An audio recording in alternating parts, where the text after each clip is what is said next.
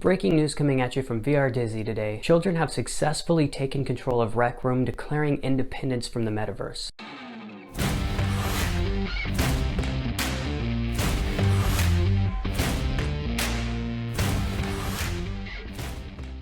Social VR app developers Angst Gravy have today announced that they've completely lost control of Rec Room, and a massive group of children are now demanding independence from the metaverse. CEO at Angst Gravy, Nick Flat, had this to say: "We worried this would happen, but never thought it would go full-on Lord of the Flies.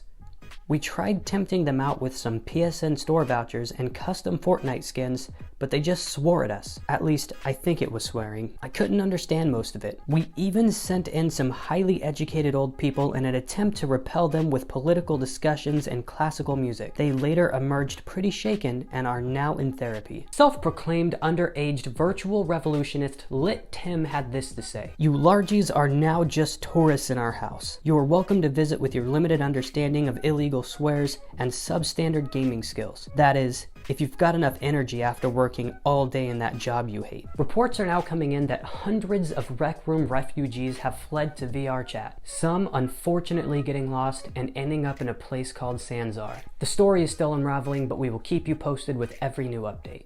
CEO at Angst Gravy, CEOO. Come on, man. CEO at